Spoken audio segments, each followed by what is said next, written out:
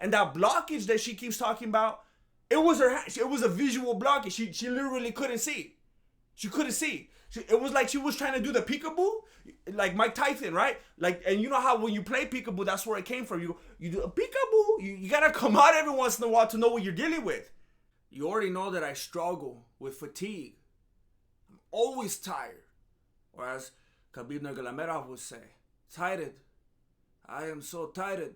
It always sticks in my head. I heard him say one time on Embedded, and every time I'm walking around, I'm like, hey, Marilena, I'm tired. Tired. Anyway, I'm always tired. And I know a lot of times I talk about insomnia, stuff like that. I talk about how I didn't really reach my goals for that particular day, and it doesn't feel like it's time to throw in the beanie yet. I'm always feeling exhausted. I'm always feeling like I just don't have the strength, you know? And something occurred to me this past weekend. Shout out to Theo Vaughn. My Theo Vaughn. Something occurred to me. I realized what it is that's plaguing me. And I'm always Googling. I'm always on, Mayo.com? Something like that. Because I was trying to find out what was going on. And there was a point I even thought I had lupus. I'm like, why am I always tired? And I figured it out. Right after the event on Saturday night. The reason that I'm always, constantly tired is because I'm so tired of being right all the time. It's exhausting. And it's a burden. I'm out here feeling like GSP. I feel like George St. Pierre with all my predictions. I'm starting to see aliens. I'm telling you. I always feel like somebody's watching me. And I'm not on key today because I just woke up from a nap and I got that deep voice right now.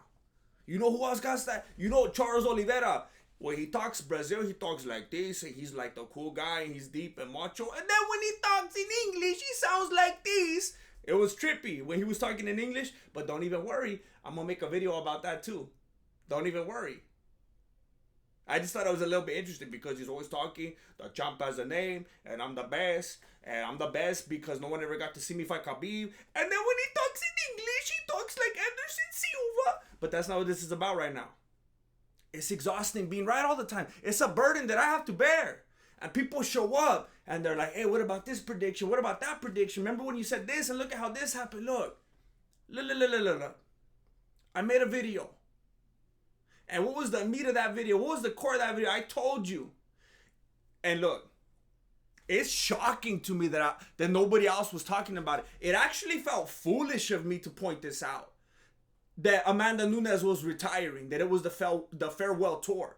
And I know that not all you fools watching this have a YouTube channel, right? So you don't necessarily have that voice. So maybe some of you watching are like, I knew that. I thought the same thing. Okay, good. I understand that then. And that makes sense to me. Because the whole time, the whole lead up to this event, Amanda Nunes was talking about it after the fact. Sound effects brought to you by Marilena. She's out there trying to help me keep tempo with the metronome out there. Anyway, Amanda Nunes came out after the fight and she's like, yeah, I wanted to keep it a secret. I didn't want it to be about my retirement. That's all anybody will be able to focus on. And I was like, how could anybody not see this coming a mile away? The whole time, even before the actual fight week, you could tell she's done. She's on her way out. You could see it on her face. You could see it in everything that she was doing. You could see it. And I told you she was injured. I told you guys she's walking around with those orthopedic Skechers, those Marilyn Manson, those big old, those lifts. I tell you, there's only two kinds of people that wear shoes like that. When they're lifting, they either got those like 6-inch, those Skechers orthopedics. I'm telling you, you can find them. They either got those because they're trying to be taller or because their knees or their back are shot. She's been walking around for the longest with those big old thick Marilyn Manson shoes. And I told you guys, and I can't remember if I said it in my prediction video or if I said it in the Mexican Fight Companion before the fight happened. I was talking about it again, and that frustrates me when I make these videos because they're not scripted. And a lot of the times I forget to make a point that I wanted to say. And sometimes I get lucky and I remember before I actually upload. Sometimes I remember while I'm uploading, and it takes like 2 hours for these new things to upload because I get a new camera, and it's just too fancy, and it takes forever to upload now. But I was telling you guys, she's injured. There's something wrong with her, because for a lady, I don't know if that's offensive to say. I don't know where her head's at right now. But for Amanda Nunes,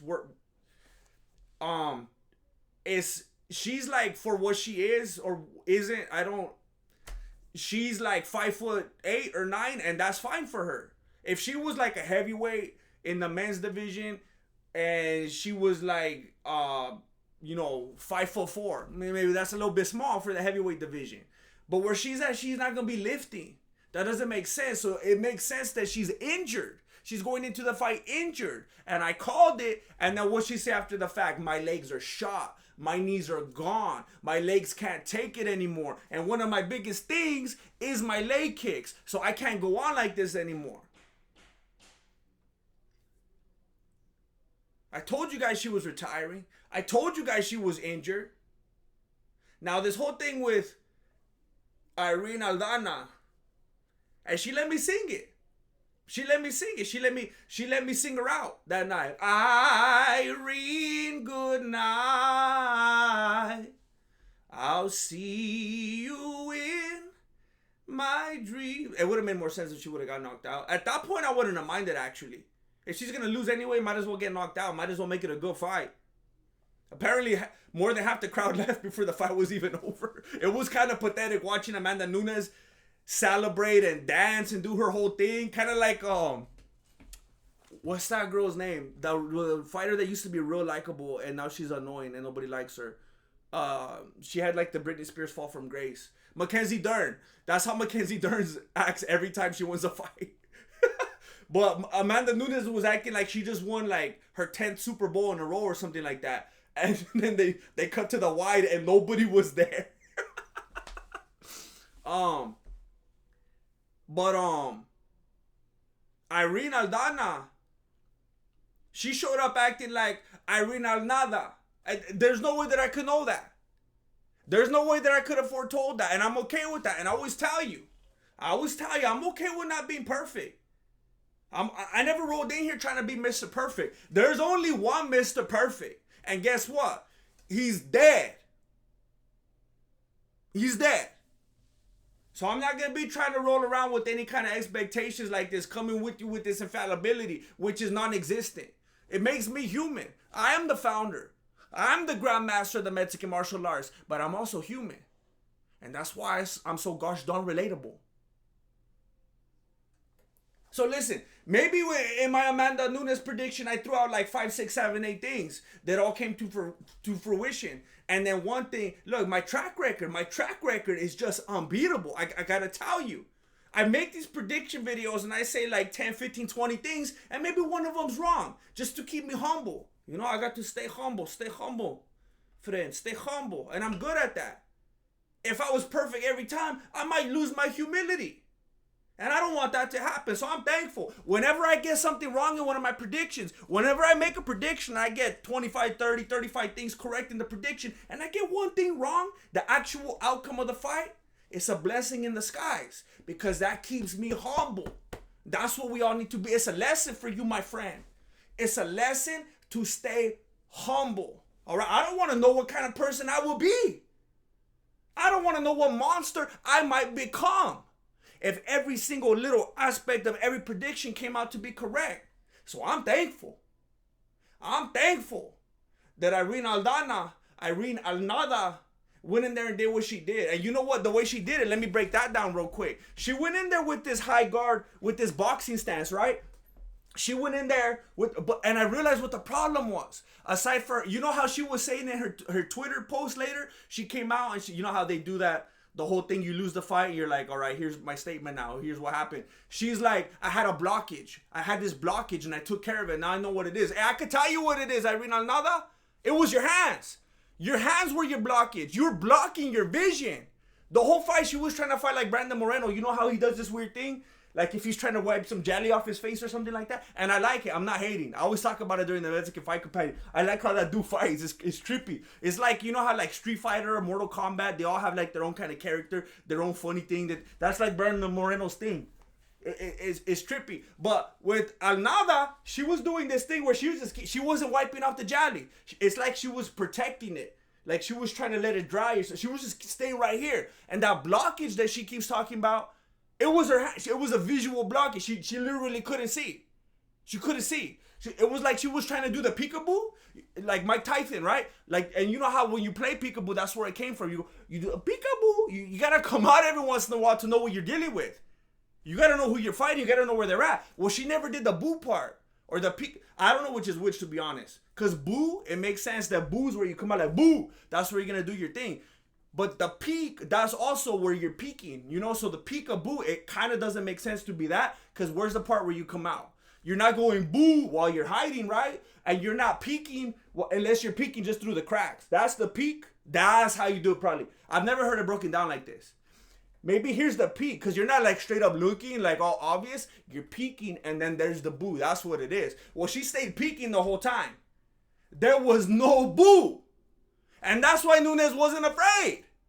The only boo that was going on in that stadium was the little boo, because she wasn't doing anything.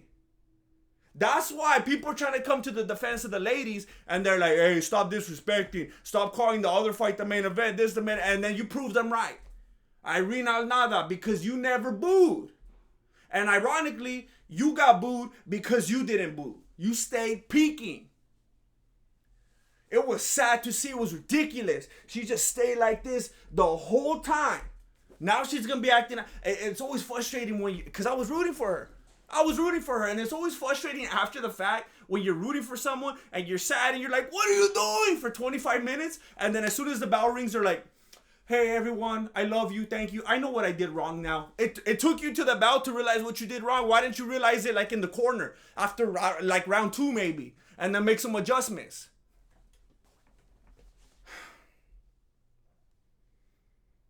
Either way, I'm thankful for the way things played out. I'm thankful for this life lesson so that we can all learn that nobody's perfect. And then when they do end up being perfect, if you don't know what I'm talking about Kurt Hennig, Mr. Perfect. That dude was supposedly perfect, and now he's dead. So he wasn't that perfect. If you count being alive as part of perfection, I don't know. It's good to be humble. And I'm also very, very, very right and correct and accurate. And then every once in a while get a little detail incorrect in the midst of a lot of correctness. So I'm thankful for that. And I'm thankful for you being here as well.